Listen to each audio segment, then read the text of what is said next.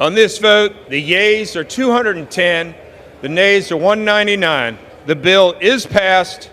After weeks of paralysis, the House of Representatives on Thursday passed the Energy and Water Appropriations Bill, the fifth of 12 necessary funding bills to finance the government over the next year, and the first under the new Speaker, Mike Johnson. But it's unlikely Congress will be able to approve the remaining bills by November 17th, the latest deadline for an agreement to fund the government, meaning Congress will need to approve another short-term funding bill known as a continuing resolution to prevent a government shutdown. Democrats are urging Johnson to support such a measure, something he did not do in late September before he became Speaker. I think he's probably going to look for an easy way out, maybe a CR through the end of the year or through the end of January, but he's going to look for a way out, and maybe that's kind of what keeps the government open. We can't afford to have the government shut down.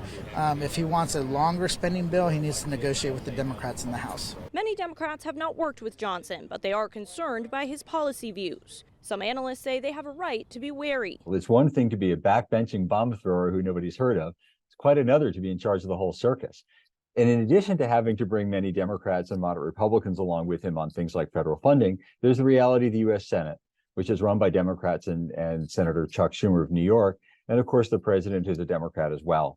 If it's not bipartisan, it's not happening. Another immediate task for Johnson, what to do about President Joe Biden's push for one piece of legislation to include aid for Israel and Ukraine. A significant number of Republicans oppose aid to Ukraine and want it considered separately. In the past, Johnson has opposed helping Ukraine too. But a fellow Republican Foreign Affairs Committee Chairman Michael McCall says Johnson understands the urgency of helping U.S. allies. Yeah, he's on armed services. He's aware of the threat from Putin.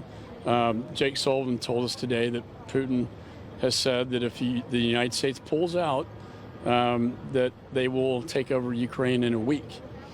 I think it would send a terrible message to our allies, just like Afghanistan did. If we pull out of Ukraine, it just emboldens and empowers Putin. In addition to government funding and foreign aid packages, Congress also has to reauthorize the Farm Bill, which expires every 5 years.